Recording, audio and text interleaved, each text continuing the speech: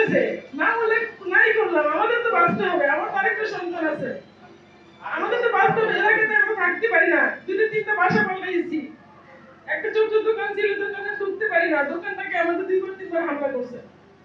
এখন আমাদের জীবন নিয়ে আমরা হুমকির মুখে আছি, আমাদের এই বিচারটা সরকার যদি না করে, আমাদের এদের মামলা দিছি সন্তানদের কারণে ভিডিও ফুটেজের মাধ্যমে, তারা সাধারণ পাবলিক না, তারা কোনো না কোনো দলভুক্ত, কোনো না কোনো রাজনীতির দল আছে, এবং কি তারা প্রশাসনের লোক, পুলিশ, আর্মি, বিডিআর বিভিন্ন পদের লোক, তারা কি আমাদের বাঁচতে দিবে? আপনারা তো সবাই খালি শুনেন, আপনারা ভিডিও করে নেন, আসলে কি বাস্তবতা এগুলো কি সঠিকভাবে লিখেন? নিজের মনে করে লেখেন না, আপনার সন্তান আপনার ভাই মনে করে লেখেন না। আপনারা তো অনেক ছবি তুলতেছেন, ছবি দিয়ে আর ভিডিও দিয়ে কি করবো? আমাদের চোখের মধ্যে শেষ হয়ে যেতেছে, বুকে রক্ত গরম হচ্ছে প্রতিনিয়ত। আমার বেশি কিছু বলার নাই, শুধু আমার সন্তানের স্বপ্ন ছিল সে দেশের জন্য সে সেবা করবে, সে কখনো সেনাবাহিনীতে যোগ দেবে। আমার ছেলেটা কোনো দল করতো না, মাদ্রাসার ছাত্র ছিল, সে মিশকাত জামাতে পড়তো। শহীদ মোহাম্মদ সাইদুল ইসলাম ইয়াসিন যখন আন্দোলনে যায়, তখন আমি বারবার যখন নিষেধ করি, তোমার আব্বু আমাকে ডাকাডাকি করে, তুমি কেন বাইরে যাও, তুমি ক্লাসের কথা বলে কেন আন্দোলনে যাও, কারণ তো যাই না, তুমি তো যাও, তোমার তো ছবি আমি পাইছি, তোমার বন্ধুদের ছবি যখন দেখছে, তোমার আব্বু দোকানে বসে সেখানে তোমাকে দেখছে, তুমি তো লম্বা মানুষ, 5 ফিট 11 ইঞ্চি, তুমি কি পালায় থাকতে পারো? তুমি তো হাতে লাঠি ছিল তোমার, তুমি অমুক গেঞ্জিটা পরো, তুমি গেলে পাঞ্জাবি পরে, তুমি কিভাবে গেঞ্জি পরলা? কারণ গেঞ্জি তো পাঞ্জাবির ভিতরেই থাকে, তুমি সেটা কোথায় রাখছো? আমি ক্লাসে রেখে আসছি, কেন তুমি ওখানে যাও? তো মা, আমাদের মতো ছাত্ররা যারা আছি, তারা যদি দেশের জন্য না নামে মা, তাহলে এই যে দেখো মা, মন খুলে মানুষ কথা বলতে পারে না, বাক মতো করে আছে সবাই। এই দেখো পাখির মতো করে মা আবু সাইদ ভাইকে মারছে, মুগ্ধ ভাইকে মারছে, মা আমরা কি ঘরে বসে থাকতে পারি? আমরা কিভাবে ঘরে বসে থাকবো মা? তোমরা যে শান্তিতে ঘুমাও, সেই ঘুমটা তোমরা ঘুমাইতে পারতা না যদি কোনো মায়ের কলিজার টুকরাটা এই দেশটাকে পাহারা না দিত। এই দেশটাতে যদি ওই যে যারা বর্ডার পাহারা দেয়, তারাও কারো না কারো মা কলিজার টুকরা। তুমি যেমন শান্তিতে ঘুমাইতেছো, আজকে কোনো না কোনো মায়ের সন্তানের উচিলায় ঘুমাইতেছো। তুমি না বলছো আমাকে সেনাবাহিনীতে দিবা, মা আমি উঁচা লম্বা আছি, আমি যদি দেশের কাছে থাকি, যদি কখনো আমি সুযোগ পাই, তাহলে আমি মা সেনাবাহিনীতে যোগ দিব। মা কেমন হবে বলো তো? সেনাবাহিনীতে যোগ দিবে, সে দেশকে ভালোবেসে দেশের জন্য সে সারাটা জুলাই এবং আগস্ট এসে অন্তর্ভুক্ত থাকলো সেই আন্দোলনে, কিন্তু আমার বাবা স্বাধীনতা দেশের মধ্যে স্বাধীনভাবে বাঁচতে পারলো না। কিন্তু আমার একটা আবেদন সবার কাছে, যে আমার সন্তান যে চলে গেল, এইভাবে অন্যায়ভাবে তারা মারলো, এটা বিচার কি আমরা পাবো না? আসলে কি বিচার হচ্ছে? 7 মাসে তো সবাই ঘুমায় পড়তেছে, নতুন দল পাওয়ার জন্য মানুষ এখন হাহাকার করতেছে, কেন ভোট হচ্ছে না সেই জন্য বাড়াবাড়ি করতেছে, কিন্তু বিচারটা যে হচ্ছে না সেই জন্য কোনো কারো দরদ নাই। আমাদেরকে সিম্পিটি দেখাইতেছে জাস্ট, আসলে কি আমাদের নিয়ে কি ভাবতেছে?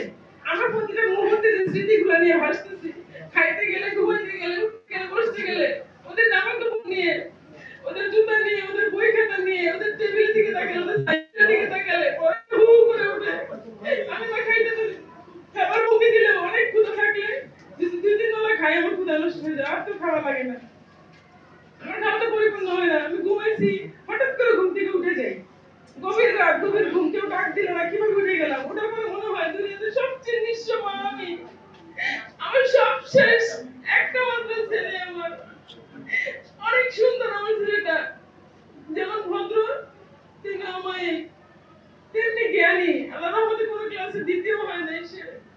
এবার সন্তান যারা হারাইছে সবারই কলিজার টুকরা এবং হীরার টুকরা হারাইছে, দেশের ধন সম্পদ হারাইছে। আমি মনে করি সে দেশকে ভালোবেসে, ভাইদেরকে ভালোবেসে, ভাইরা অকালে মরে যেতেছে, অন্যায়ভাবে তাদের মারতেছে, সেটা থেকে সে ঘরে বসে থাকতে পারে নাই। আজকে তারা এই অন্যায়ের বিরুদ্ধে গেল, অথচ তাদের এই ন্যায় নীতি কথাগুলোকে সরকার মাইনে নিল না, মানে পাখির মতো করে গুলি করে সবাইকে মারলো। এই যে হেলমেট বাহিনীগুলা আমার সন্তানটাকে 4 ঘন্টা পিটায় পিটায় মারছে, মারে ভিডিও করে, মারে ভিডিও করে, কোনো মায়ের সহ্য হয় সেই ভিডিও দেখার পরে? মা বেঁচে থাকতে পারে? আমি মা বেঁচে আছি সবার সামনে, অথচ সেই সন্ত্রাসীরা এখন রাস্তায় হাঁটে, তাদেরকে কোনো গ্রুপ মানে তাদের ধরে টানতেছে, না হলে নাই করলাম, আমাদের তো বাঁচতে হবে, আমার তো আরেকটা সন্তান আছে, আমাদের তো বাঁচতে হবে, এলাকাতে আমরা থাকতে পারি না, 2-3টা বাসা পাল্টাইছি, একটা ছোট দোকান ছিল, দোকানে ঢুকতে পারি না, দোকানটাকে আমাদের 2-3 বার হামলা করছে।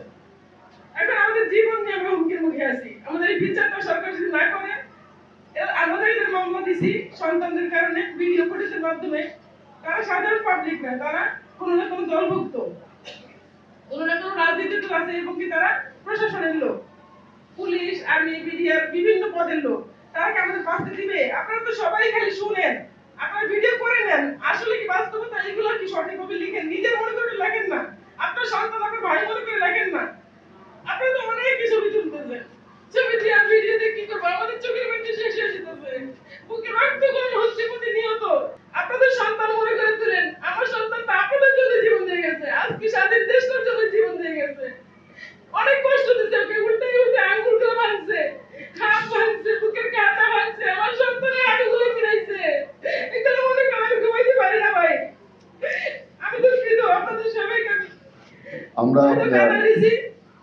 আমি আবার দুঃখিত সবার কাছে, আমাদের শহীদ পরিবার এবং শহীদ সন্তানদের জন্য এবং সমস্ত কবরবাসীর জন্য দোয়া চাই। সবাই একটু দোয়া করবেন, ওরা অনেক কষ্ট করে দুনিয়া থেকে গেছে, ওরা যেন ওই দুনিয়াতে কোনো কষ্ট আর না পায়।